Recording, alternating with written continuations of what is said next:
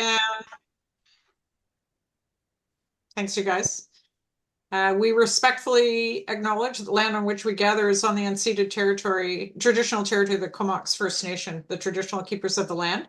And I'll just say that I am in beautiful Brentwood Bay today on the traditional territories of the Westanak people. So the first item today, well, first of all, let me just say, I'm hoping Zoe and Chris and maybe Michael, you're going to be watching the screen for people with hands up and stuff, because I have about half a dozen people on my screen visible, and I suspect others do too. So that would be really great if you could just help with that. The agenda for today, which you all have, nothing like a 600-page agenda, just really love that a lot. But in broad strokes, we'll review the meeting minutes from our last meeting, which is not so long ago, and have an overview of the site master plan and cost estimate, overview and discussion on inflow and infiltration, and then next steps for TACPAC and date engagement. I'm assuming we need a motion to adopt the agenda. Would somebody like to move adoption of the agenda? Don't be shy. I see Director Chair Hamilton's, Cole Hamilton's. Yeah, so moved.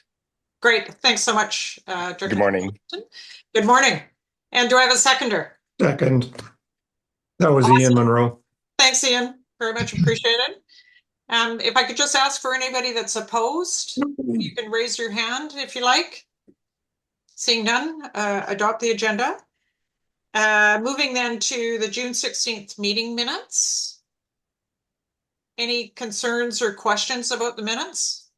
I was impressed at how detailed they were, I have to say.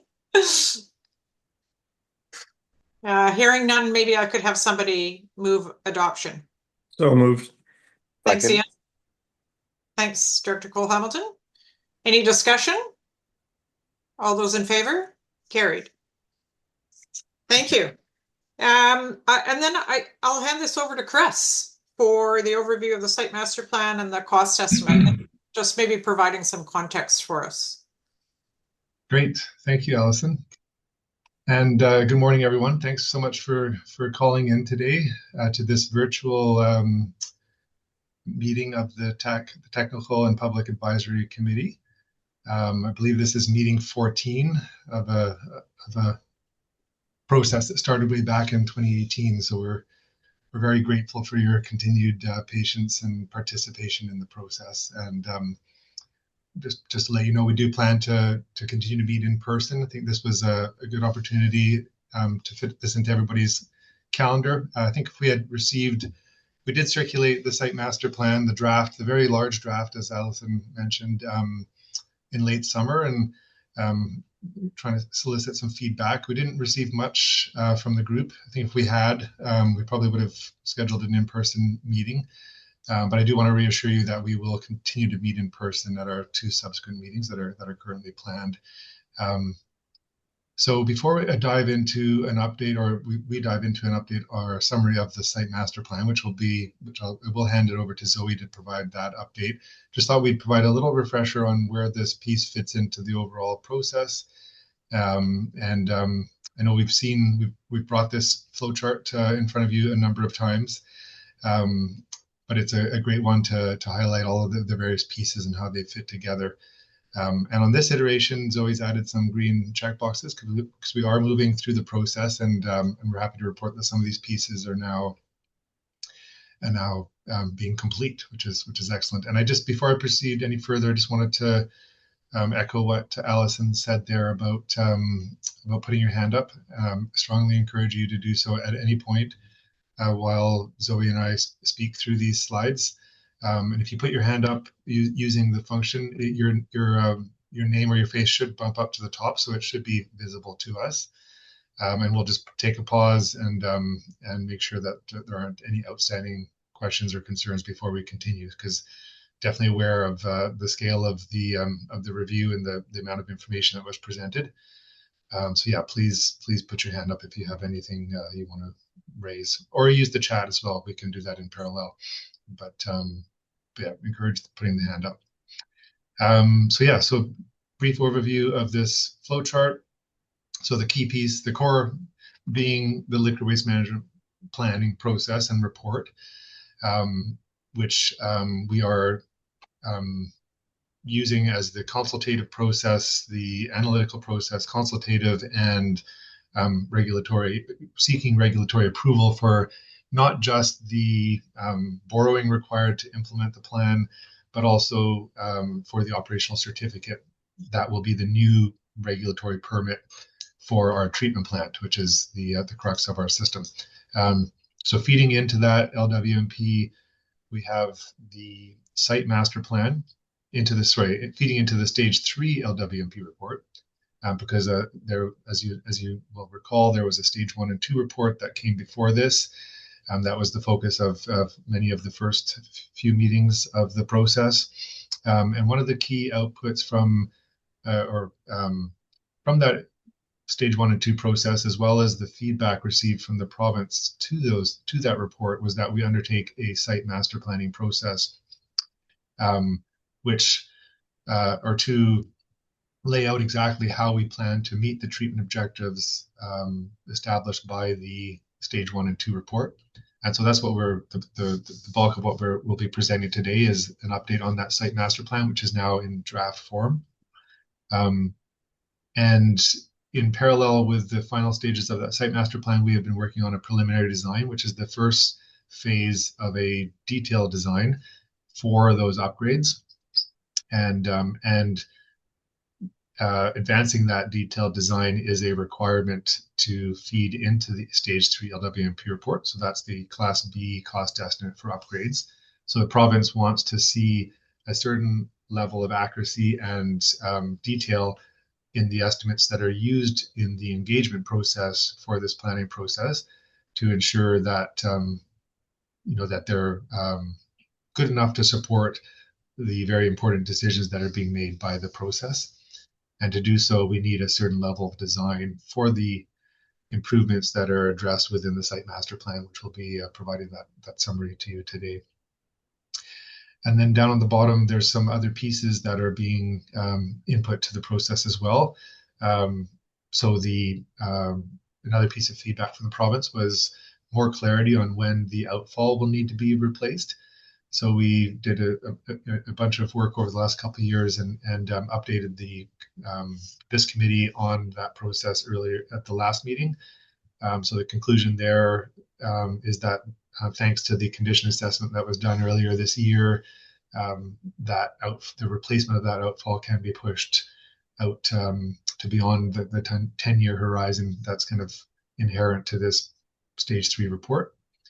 The second piece was the source control memo developed, another requirement by the province and developed by WSP, which looks at ways that we can work better with the municipalities to help control what goes down the drain, both to benefit the collection and conveyance system, but also to protect our treatment plant and the biological treatment processes that exist there. And then the third piece, so both of those have a green check mark, which is great. We're making progress. And then the third piece is I&I activities review. So that we will be providing an update on that process today because that piece is ongoing. And it's another one that the province has insisted that we include significant commitments within the stage 3 plan for how we plan to work together and reduce those peak flows because of their impact on treatment, on costs, and on the receiving environment. Any questions about the process and the pieces before we jump into the rest of it? Okay, moving to the next slide. So this slide just summarizes some of the key pieces required by the ministry for inclusion within the stage 3 report. And some of them are touched on in the last slide, but just to reiterate, so work presented previously includes the outfall planning component and the source control planning. Green box, green check mark. work to be discussed today, site master plan, the full draft of which has been circulated and you've had the chance to review. Resource recovery recommendations. Zoe will touch on that as well, and an update from Mike at WSP on the inflow and infiltration planning.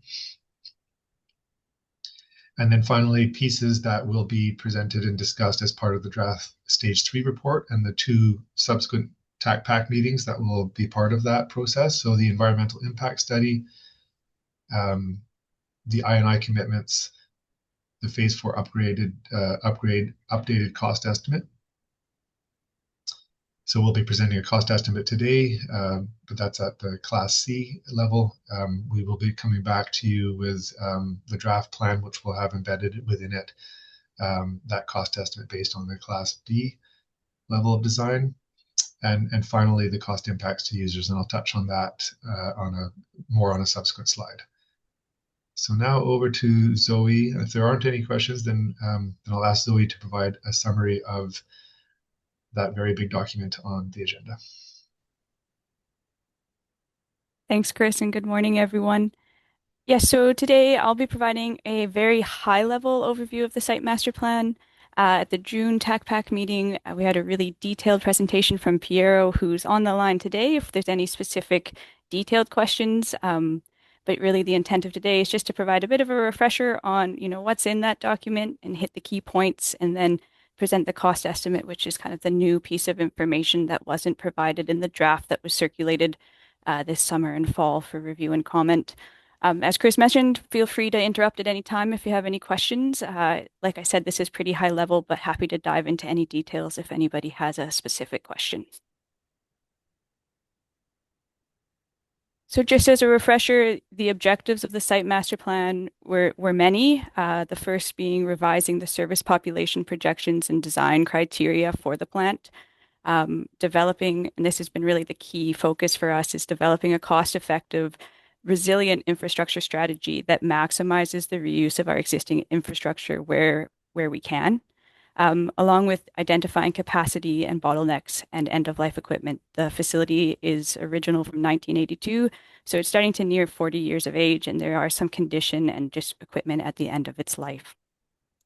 Along with considering the cost and benefits of resource recovery options, this was a request from the ministry as part of the stage 1 and 2 review. Establish timing of upgrades based on the goals recommended in the LWMP and considering of the municipal wastewater regulation redundancy requirements. And finally, estimate the cost and the scope of the upgrades and the phasing and timing. And I see we have a question from Kevin. Just a comment. There's with regards to the revised population projections. I'm a real estate appraiser, and I'm concerned that there might be some overestimates based on Bill 44. So part of it is if you have markets like Vancouver, Victoria, you have really high cost to construct, but the end product can sell for a sufficient amount of money to cover those costs, make a profit. But the costs, if anything, are higher here with a lower end value product in those markets. So I don't see as much uptake with Bill 44. And the other part of that equation is that we still have a lot of people moving to the Comox Valley who still want their traditional little piece of land. And there's commentary throughout the document that Bill 44 removes single-family zoning. It doesn't really. You can still, of course, build a single-family house. If you have retired people moving here with 2 people, maybe 1 person in a house, at the end of the day, it's good to over project flows and population, but I just wondered if that was thought about.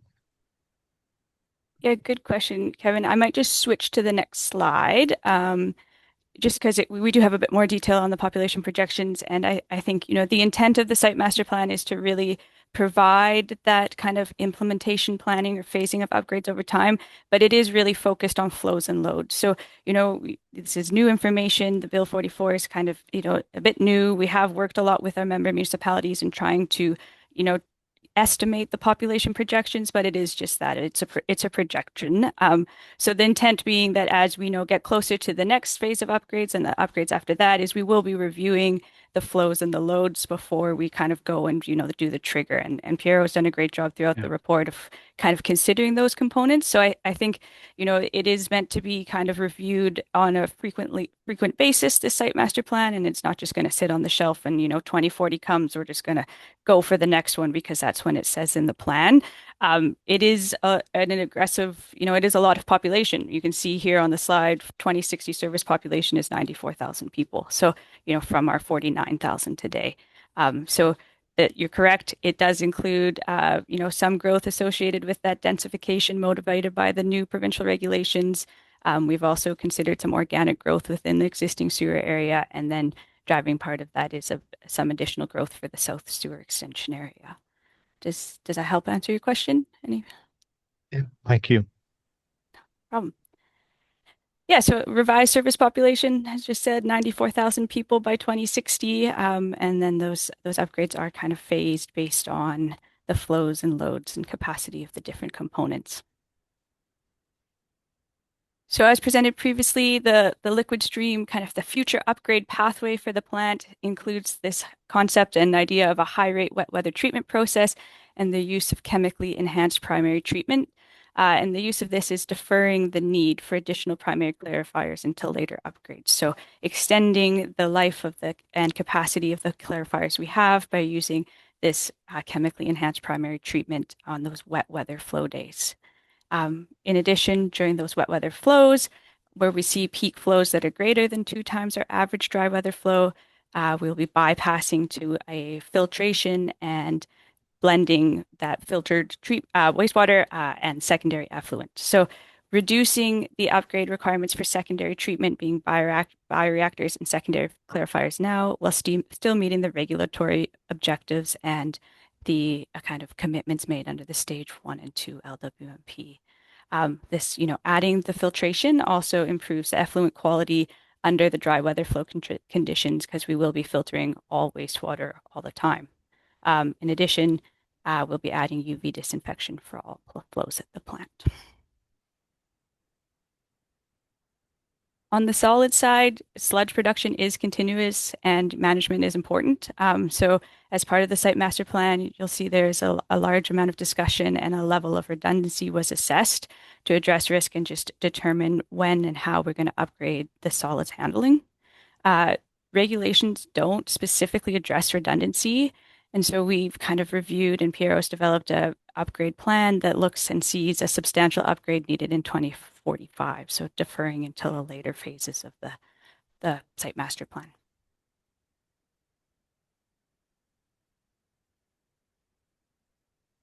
As mentioned, resource recovery and cost benefit analysis was requested by the province as part of the stage 1 and 2 review. And so 3 options were reviewed within the site master plan. The first being heat recovery, reclaimed water, and anaerobic digestion. Heat recovery and anaerobic digestion are not being incorporated or we're not considering as part of the current upgrades primarily due to the high capital costs associated with these options and just in light of the capital cost estimate we're receiving for the phase 4. And in addition, the payback period is greater than the expected lifespan of the equipment. So not considering heat recovery or anaerobic digestion at this time. However, we do have a few recommendations that are in the site master plan that we plan to embed within the stage 3 LWMP report. And those are incorporation of reclaimed water into the phase 4 upgrades for low exposure potential areas to offset potable water use and promote water conservation. And then just this idea of continuing to use the existing composting process as the other options have a significant capital cost for a facility of our size.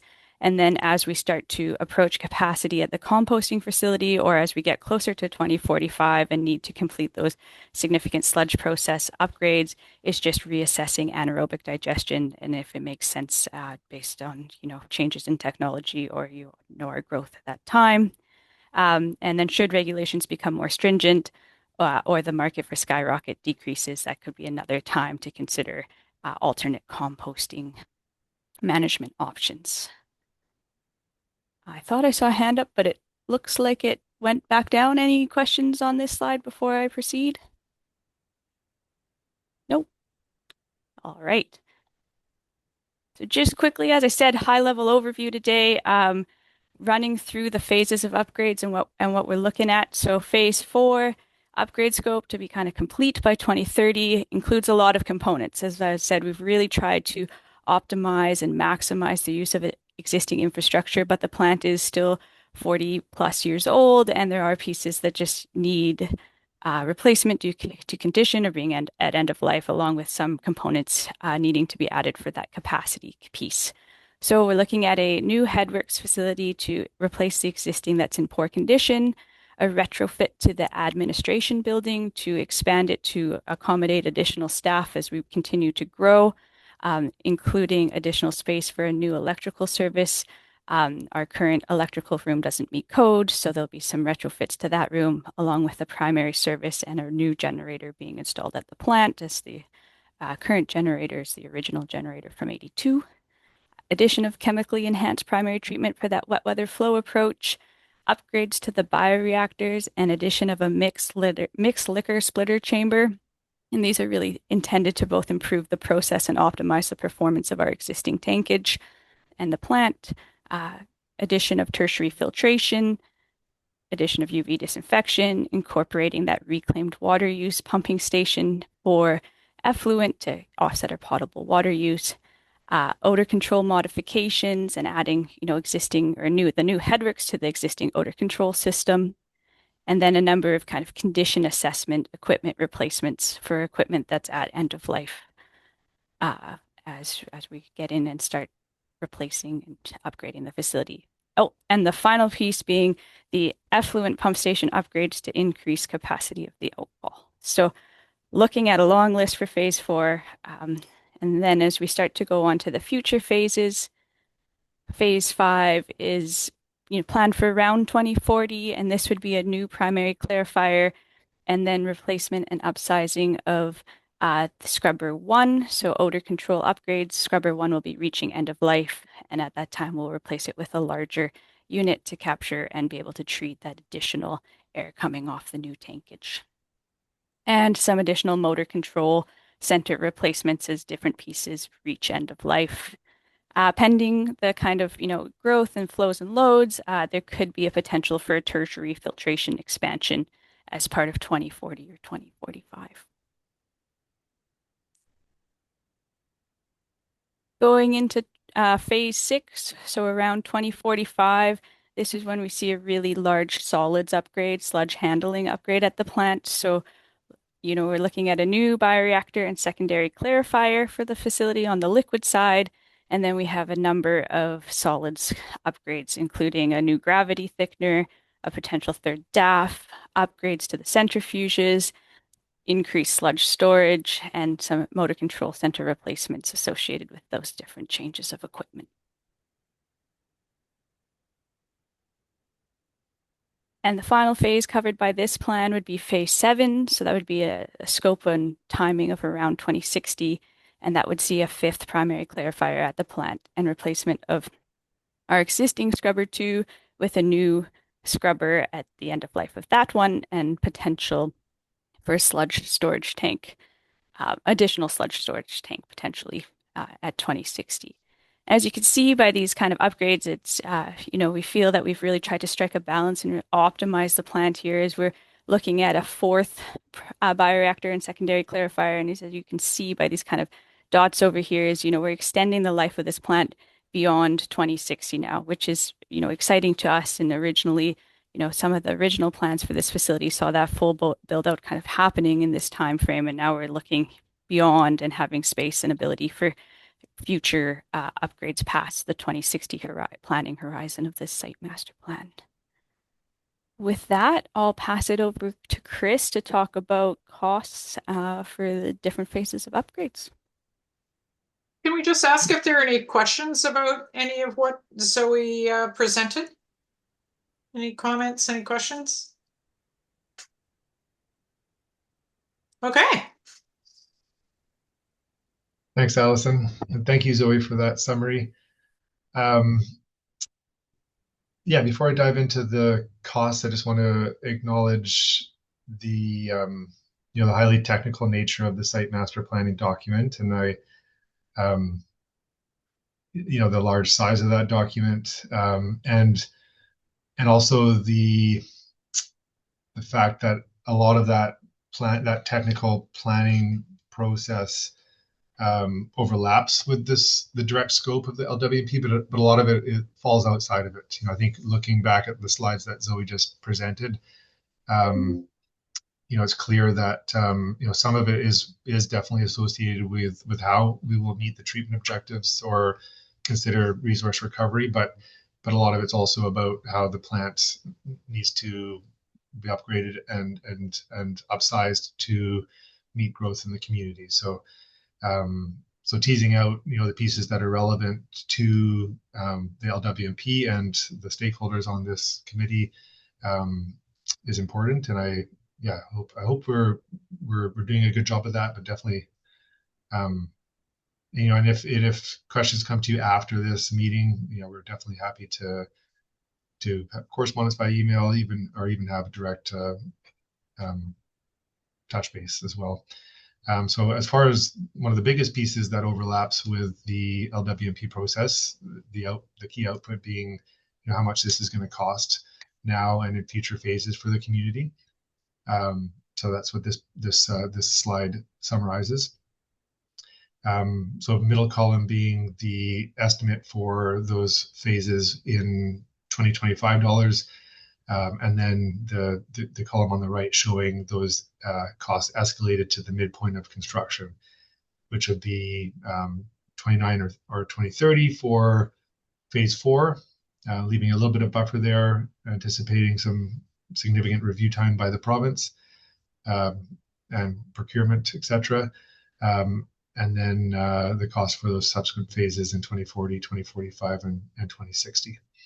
So yeah, this clearly a very significant price tag in phase 4, but I hope that you've seen through Zoe's presentation and review of the site master plan document that the approach we've taken has allowed us to shift some of those really capital intensive pieces to subsequent phases and maximize the life of those big pieces, the existing pieces at the plant, being those large tanks. And that's largely through that innovation or idea, that the concept that came out of the site master planning process through working under the guidance of Carollo and our process expert, optimization expert, Dr. Glenn Dagger, that helped us identify that opportunity to implement the treatment of wet weather flows, which has been kind of the key piece that's allowed us to defer some of those costs. Next slide, please. So just some key points here. The first one is that we recognize the significant burden of these projects on the community. Because this project is coming so close on the heels of the conveyance project, our reserves for the service will be at fairly minimal levels as we enter the upgrade of this facility, which means that the majority of those of the phase 4 upgrades will be funded by borrowing, which will amplify the impact on the community. And those upgrade costs will be split between existing users through increases in taxation or requisition to municipalities, as well as through development cost charges. And so we are in the process of updating our development cost charges, and those are fees that are in place that are charged at the point of development. And so we've gone through a process. We've included these updated costs within that process, and the eligible component, which is I think about 45% of that $100 million shown on the previous slide, is being passed on to developers through those development cost charges that are sized differently for the different types of development, with the balance being covered by the existing users. And that eligible component, the ratio between developers and existing users, is a reflection of the growth-related component is being passed on to developers, and the piece that is just renewing infrastructure that's 45 years old is being borne by the community. And that is mandated by the provincial government, that the way that is split between existing users and developers. The second point I just want to make is that we are continuing to look for ways to reduce the project impacts, the cost impacts on the community. We did apply for a grant at the end of the summer for a $7 million grant application through the EBCM Strategic Priorities Fund. So we're hopeful that that application will be successful. The project certainly checked all the boxes. It has some very traditionally appealing aspects to it in terms of grant funding. We're also undertaking a value engineering workshop this winter where the scope that we've presented here will be, the preliminary design that Corolla is working on, which is based on the site master plan, will be workshopped by a panel of industry experts with the focus on looking for ways to achieve the same outcomes with cheaper, less expensive construction methodology. And then looking forward, somewhat optimistic about additional grant fund opportunities coming up, particularly with the provincial budget that was approved yesterday, which does include some very significant commitments to fund infrastructure and reduce the cost of development. As I've highlighted here up above, there is significant cost to developers locally that are coming out of this infrastructure upgrade. So we are hopeful that the new opportunities will come up, and confident that this planning process and all of the work that we've done will make this an appealing prospect for new grants. And then finally, just a comment that while we've just presented the lump sum costs associated with this project today, we will be working over the coming weeks and months with our municipal counterparts to understand what the financial impact will be to users, and that will be part of the package that we present to you at the next meeting. Go to the next slide. Oh yeah, before we proceed. Yeah. Ian has his hands up, Chris. Yes, can you go back one slide? Thank you. Hi, Ian. Hey, Chris, how you doing? Pretty good, thanks. Hey, I just wonder if you might want to touch on CICCs as well for the South Sewer area and how all that plays in here as well. I know it's a touchy subject, and the addendum is associated with a certain CICC level, but just wondered if there's been any further progress on the work on that space in terms of freezing those. Really is what I'm talking about. Yeah, so as you know, that topic of CICCs for the South is currently under consideration by the Sewage Commission. So we are due to report back with some follow-up analysis after a discussion with the Commission in early November. And so this is the question about, it's how much. So first of all, CICCs, for those that don't understand, are kind of a different type of DCCs. They're capital improvement cost charges. They're charged to new parcels that are brought into a service area, whereas development cost charges are charged to developers that are developing on parcels that are already within the service area. But they're the same rate. They're held at equally. And so there is a question mark about which rate the developments or the properties in the South that are already there and that were brought into the service area in 2022, which rate they will pay. Whether they'll pay the rate that was in place in 2022 or the rate that's in place in the future if and when they join. And so Ian, the overlap here is that there is some potential implication on the development side in the core area if that project proceeds, whether they pay the 2022 rate or the higher rate, it will have an impact on the rate paid by developers. It could have an impact on the rate paid by developers in the core area. but not necessarily on the capital component to be borne by the existing users, other than through the potential through the dilution of operating and capital costs carried by users. So it's a complicated topic. That's probably raised more questions than it answered, but we'll be in a better position to speak to that at our next meeting. Yeah. Thank you, Chris. And the reason I raised it really was for the group to understand that that debate is happening and that the liquid waste management plan addendum for Sewer Extension South was presented to the public on the basis of the fees being frozen at the 2022 levels. And while the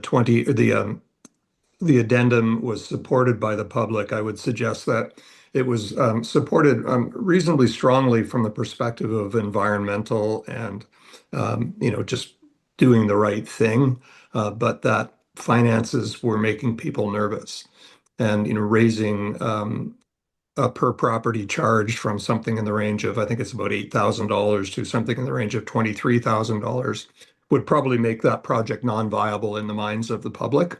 And so we would, I think, be wise to assume that should the CICCs be increased to current levels, that the liquid waste management plan addendum would need to be withdrawn and reworked through the public. Okay, thank you, Ian. Thanks for providing that context, and hope to better support that discussion at our next meeting. Chair Cole Hamilton, I saw your hand up. Do you Yeah, thanks. Thanks, Chris. You largely answered that, but I just wanted to confirm that when materials come back to the Sewage Commission to reassess CICCs, that the impacts of this or the lack of impact of this will also be addressed, as I assume that DCCs contemplate payment for this, whereas CICCs frozen in 2022 do not. Would that be a generalized sort of statement of the way they're calculated? So yes, we will be. That will be part of what we bring back to the commission early next year. If I understand your question correctly, so the analysis, like the existing development cost charge rates that are being rolled out, that we will hopefully be hearing back from the province shortly, and then passing bylaw amendment early next year, are based on the South paying the rates in place in 2022. So if that's upheld and confirmed by the commission, then no change. If the commission chooses to increase or require that future rates be paid, and that impacts the viability of the Sewer South Extension project, then there may be need to update that analysis and withdraw that funding component, which would have an upward pressure on development cost charge rates in the core area. Okay. All right. Well, thanks for that overview. And I realize there's a lot that could be talked about there, and I don't want to take us off track in a 2-hour meeting, but I appreciate that clarification. Thanks. For sure. Yeah, thank you. Okay. If there's nothing else, we'll move on to the next slide. Okay, maybe back to you, Allison. Thanks so much, Chris. That's great. So what we're looking for today is a recommendation that would go to the Comox Valley Sewage Commission to proceed with the site master plan as proposed. So maybe what we can do is just entertain some discussion about the recommendation, and if there is broad support, then great. If not, maybe we can discuss some additional recommendations that might go with this. So first of all, Ian, let me just ask the question. Any questions or concerns about the site master plan as proposed?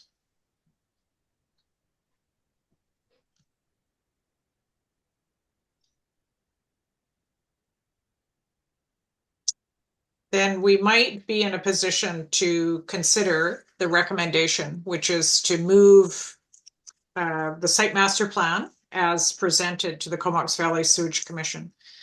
as proposed. What brave soul wants to wants to move the recommendation?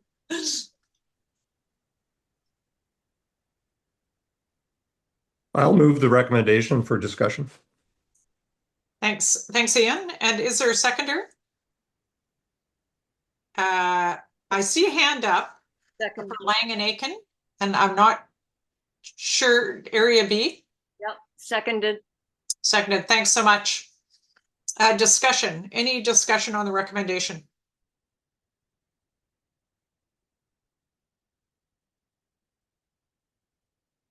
Hearing none, I'll call the question, and maybe I could ask for those who are opposed to the recommendation to raise their hand.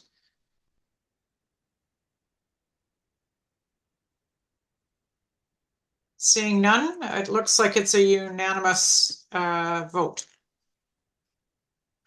Thanks so much. So Chris, maybe you can just, if you don't mind, can you just go over sort of where this goes to next and maybe the timing of where the recommendation goes? Sure. Actually, so I do have some slides further down, Alison, that speak to exactly that. Okay. So the way we've got it structured, we'll end with that. But we do have a couple pieces between now and then, if that works for you. Okay. Okay. So next slide.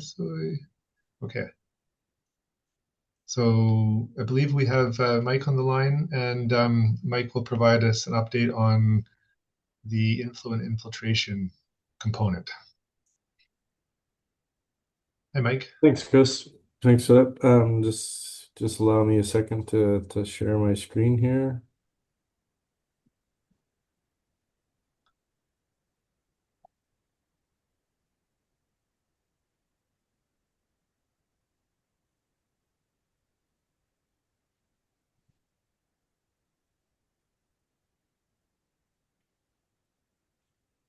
Are we seeing everything all right? Looks Yes. good. Thanks. I'm just going to turn off these captions. Okay. Hey, thanks everyone. Yes, my name is Mike Deslitz. I'm principal engineer with WSP Canada. I'm leading the Stage 3 Liquid Waste Management Plan report preparation for the CVRD. And as Chris mentioned, I'll give you a brief update today on the inflow and infiltration component of the Liquid Waste Management Plan.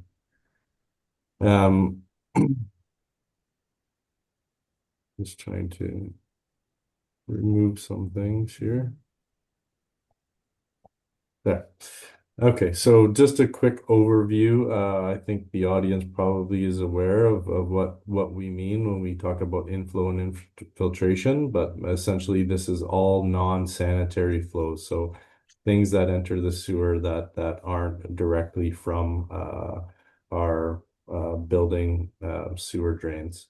Infiltration is the first main components, primarily groundwater entering through pipe defects. You see here some cracks, joints in the sewer pipes. And inflow is the other main component, entering from a variety of sources. Storm cross connections, you can see uncapped cleanouts, leaky manhole covers and frames, etc. And then there's a rainfall dependent I&I. So these are the combined flows entering sewer from rainfall. So this is both infiltration and inflow during rainfall events. The amount of I&I is generally a function of the integrity of the sewer system. So in the case of CVRD, generally the amount of I&I we see in the system is a function of the age and general condition of the sewer collection system. And as one of the reasons we're talking about this is that inflow and infiltration can substantially increase the volume of wastewater arriving at the treatment facility, which, as Zoe just explained, there's a lot of good work that's been done to try and minimize the impact on the capital costs of the community resulting from those high inflow and infiltration peak flow events. And apologies, I can't see if there's any hands, so if anyone can please help me. If there's any questions along the way, please let me know. I'll keep an eye on it for you, Michael. Thank you. So yes, objectives of I&I reduction. So critical role in prolonging the existing life expectancy of the treatment plant. Reduce or defer capacity-driven infrastructure upgrades to both the treatment plant and the collection systems, and minimize the capital costs associated with the need to size infrastructure for excessive I&I. So again, when we look at the flow projections into the future based on population, the inflow and infiltration component of that plays a major role in what communities need to size their infrastructure for. So big objective and incentive to reduce that component. And then going into the liquid waste management planning process here. So what are the drivers for this? The first one is to address the comments made by the Ministry of Environment from the stage 1 and 2 process. As Chris mentioned at the beginning, the ministry did comment that I&I needs to be addressed in the final stage 3 report. The second component here, meet ministry liquid waste management planning guidelines.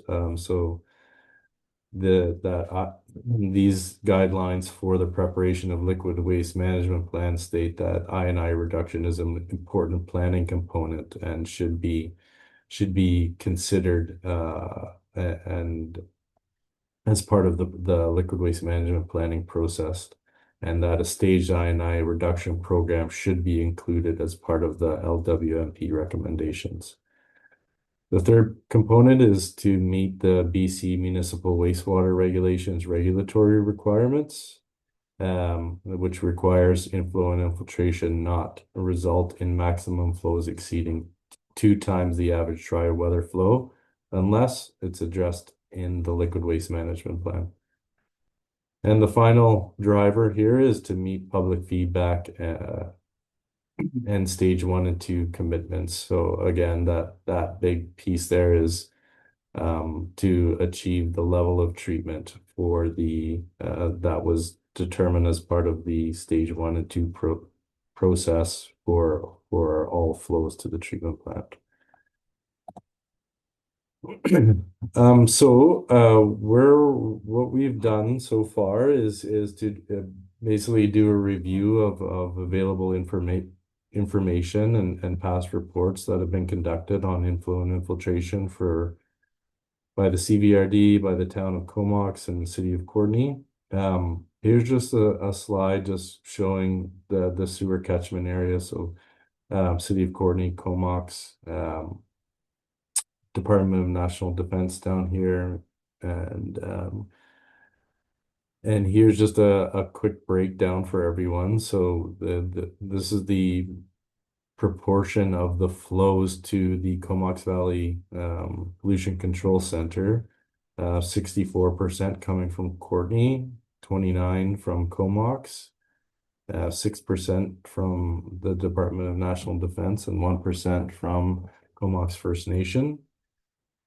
And based on the past reports here, this is just a summary table for Comox and Courtenay. We can see here, this is the I&I rates that were determined based on the past studies that have been completed. And we see for Comox, depending on the specific area of the town, ranging from 0.3 to 0.7, and Courtenay 0.2 to 0.24.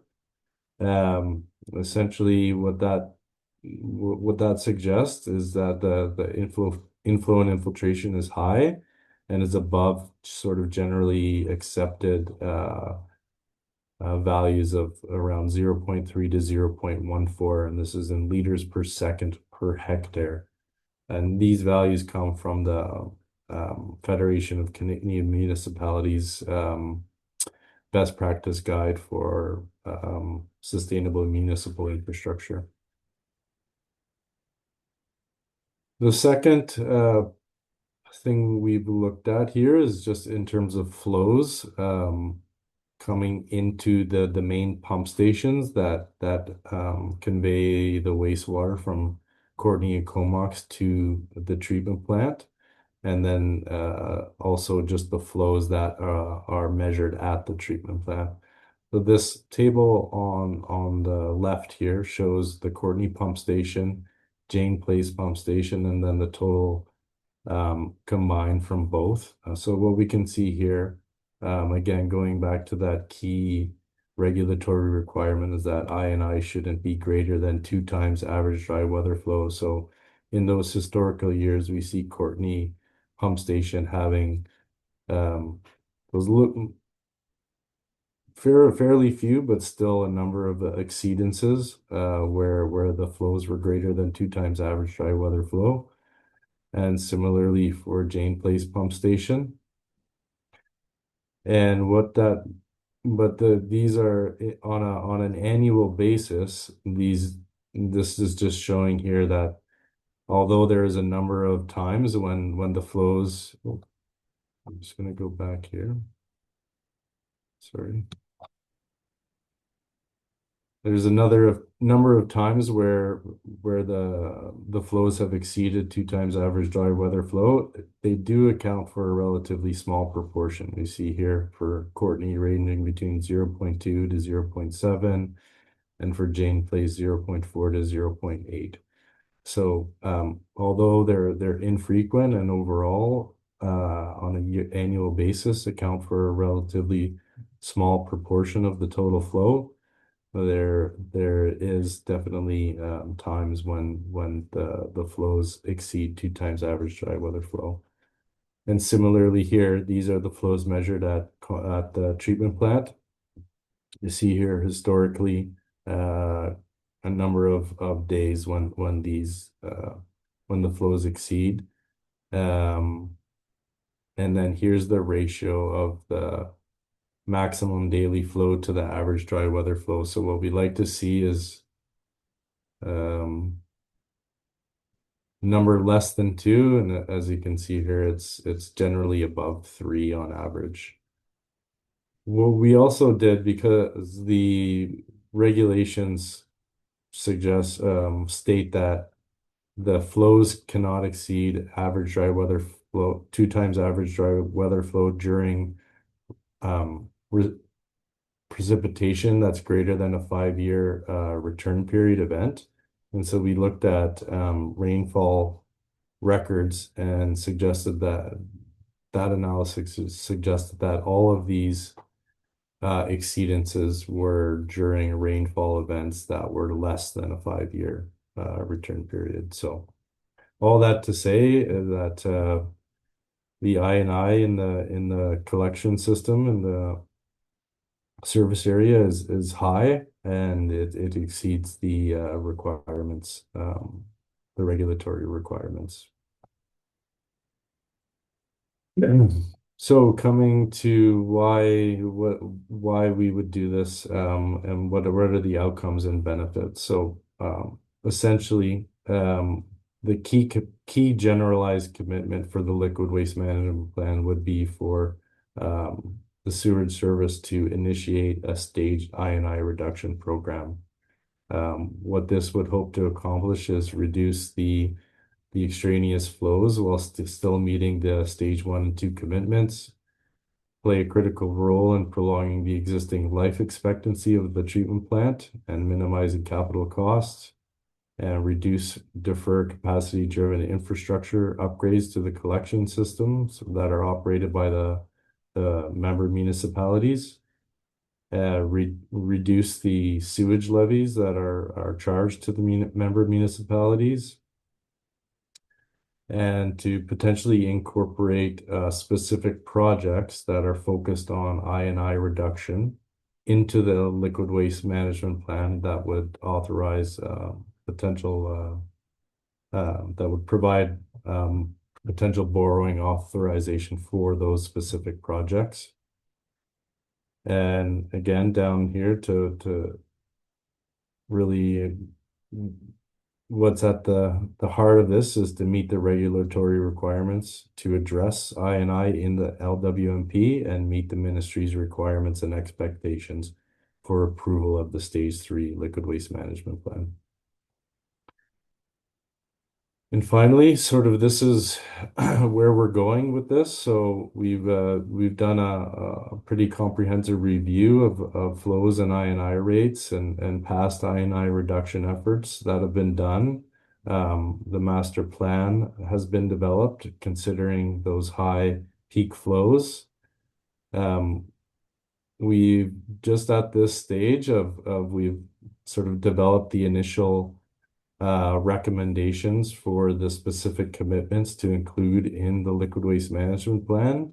And then following that, there's collaboration and consultation process, consultation with the Sewage Commission and everyone here at the TACPAC today, and then with the public, and finalize those commitments into the final Stage 3 report. And that concludes the update on the I&I reduction planning component. Thank you. Thanks, Mike. Question, Ian.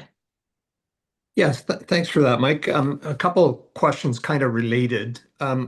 First, I can't recall if you presented or if we've ever seen, if we know what percentage of I&I comes from inflow and what comes from infiltration.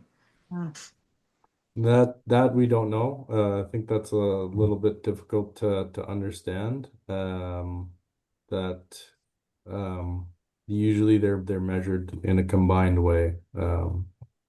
So yeah, it's on a regional scale. I think it's something that's not typically done to differentiate those two components, at least measure them.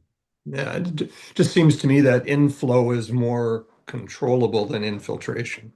Yes, definitely. Yeah, sure. And so having some sort of way of knowing that, and then knowing, how much of that is in the public infrastructure versus how much of that is private infrastructure, like uncapped cleanouts and those sorts of things, would be helpful in terms of strategies, wouldn't it? Yeah, exactly. And it's like I said, it's in terms of those overall rates, it's hard to quantify the proportions, but what the TACPAC will see with the in the future with the recommendations for I&I is to implement a staged I&I reduction program, and the details of that include doing inspections of the collection system to sort of, you may not be able to quantify the number, like how much is coming in, but qualitatively it'll seek to identify those sources that are more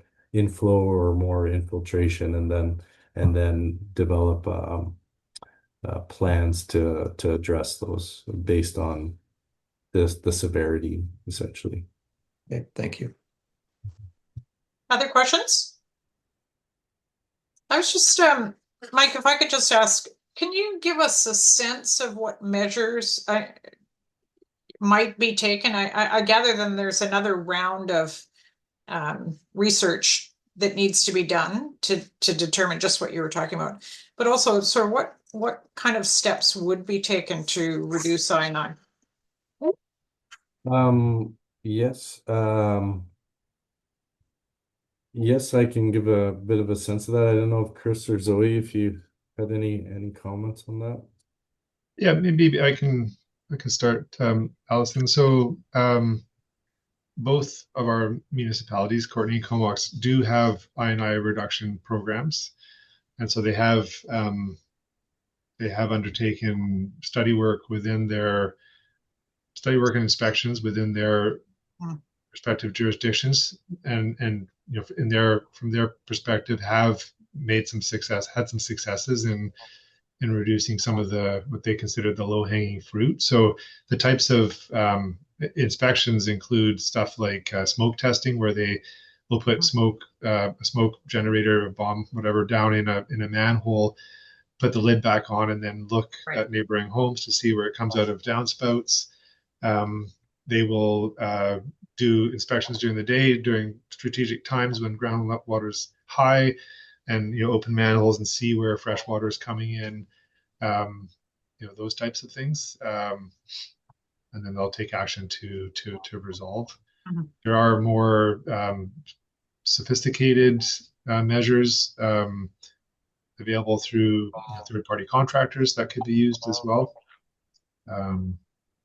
Yeah, so something that I can't recall if Mike mentioned this, but the age of collection systems definitely plays a part in maybe particularly the infiltration component of the INI. The older the systems, generally the higher the level of infiltration due to cracked pipes or improperly joined pipes and manholes. So as collection systems become are replaced, that component can be improved. And then the inflow component is arguably the easier one to assess and resolve. Great, thanks. Yeah, and maybe I can just add to it quickly. So I think just to give people a sense, so what it is inevitably done to reduce I&I is a function of first an inspection process. So like Chris said, smoke testing, or another common is a camera inspection in sewers, CCTV camera inspection. And following that, if it's determined that you can visually see there's a lot of I&I coming in, then typical I&I reduction measures involve things like replacing cracked sewer pipe, using other methods like lining sewer pipes in place, recoating manholes that are leaking, sealing out manhole lids, things of that nature, to ultimately reduce the amount of water that's getting into the sewers. So Thank you. Any other questions about I&I?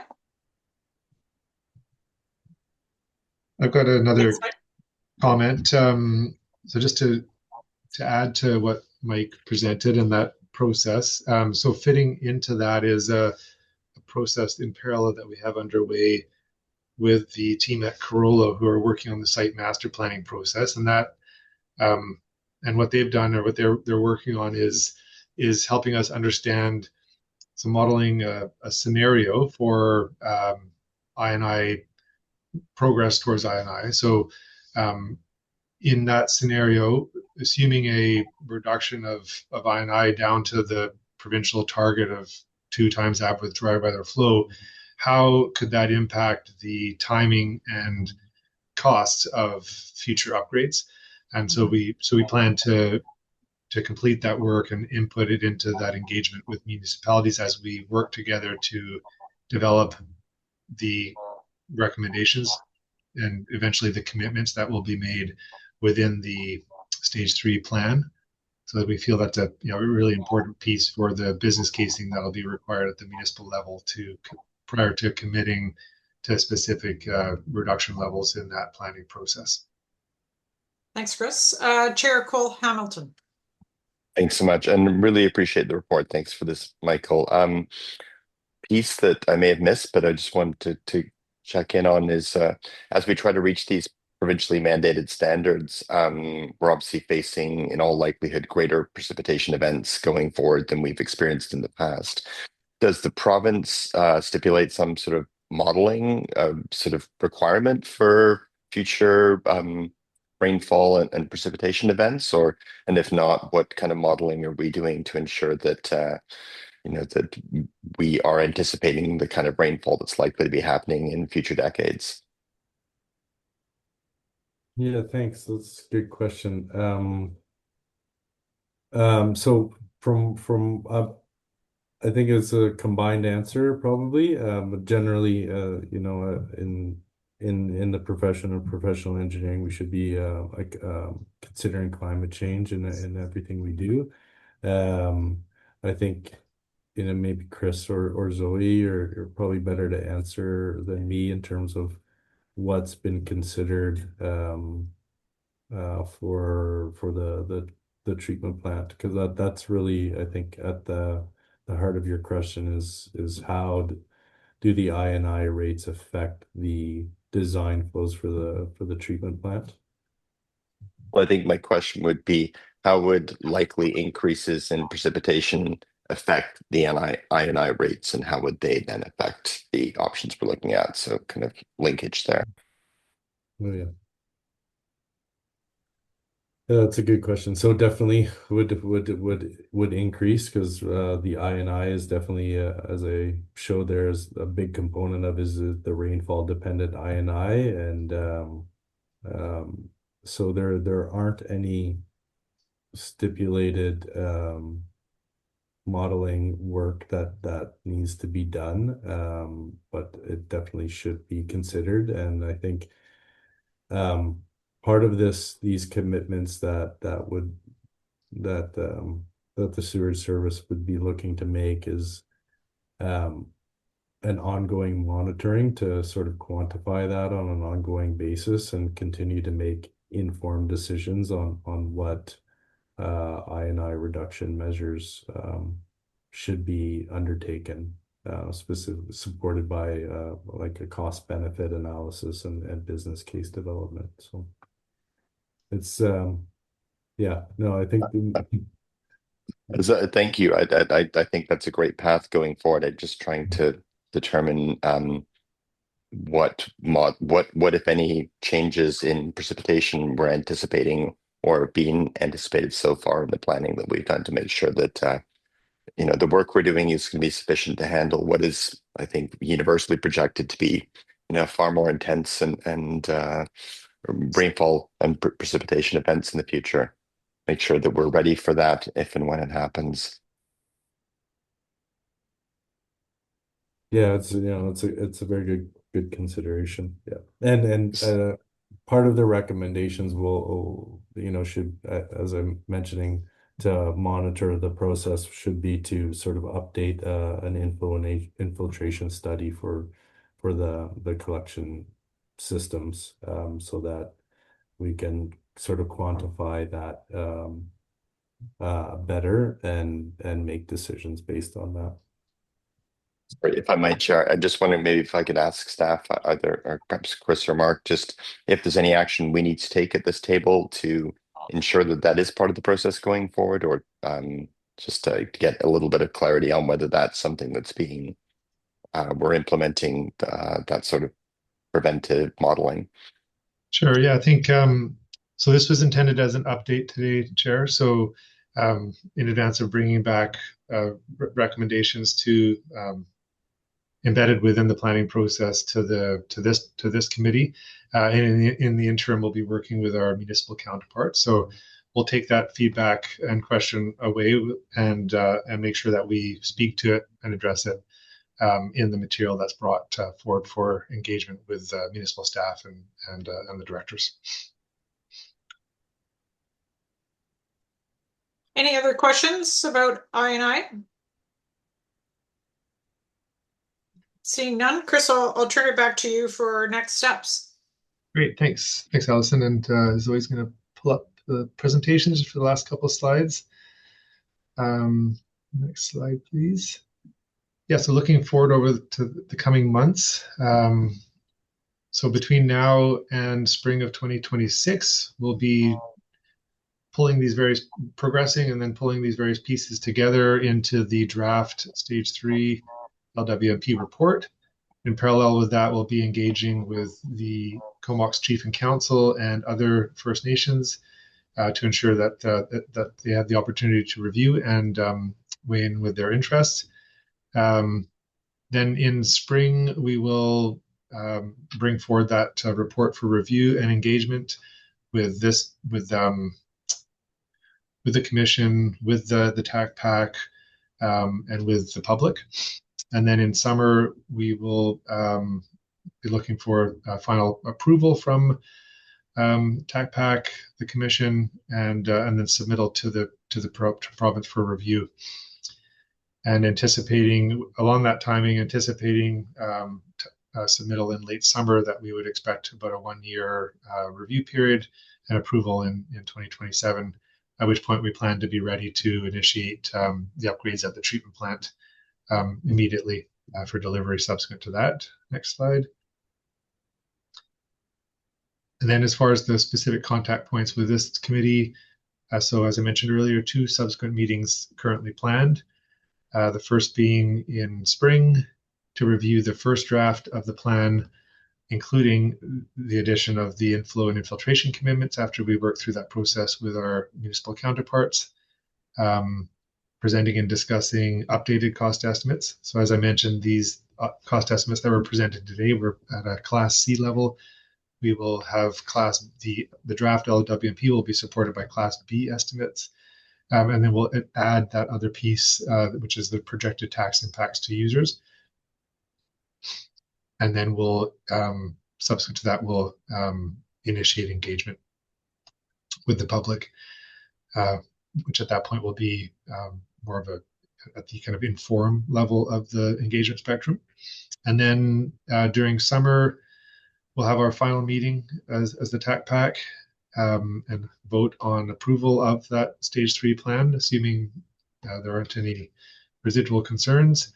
And then we'll look at discussing establishment of the plan monitoring committee that will be in place for the first few years, monitoring compliance with the commitments that are laid out in the plan and approved by the province prior to that submittal of the plan in late summer to the province.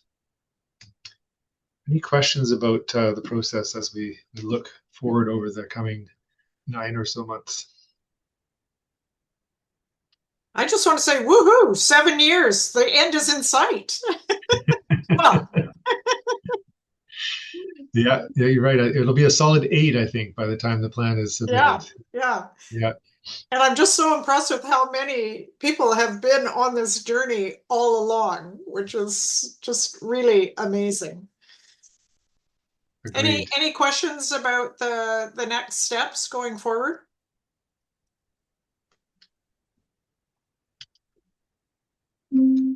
Okay. Chris, do you have some closing comments? No, just to express appreciation for everybody taking the time this morning, and like Alison just highlighted, for continued participation and patience with the process. Yeah, any feedback you have, or if you have any residual questions, or if anything comes to you after the meeting, please don't hesitate to reach out to me or any of the project team, and we'll work to answer your questions. Yeah, thank you again. So can we have a motion to adjourn? Moved. Thanks, Chair Cole Hamilton. Seconder? Second. Thank you. Anybody opposed? No, we're good to go. Thank you, everyone. I look forward to seeing you in the spring. Yes. Thanks, everyone. Thanks, friends. Bye-bye.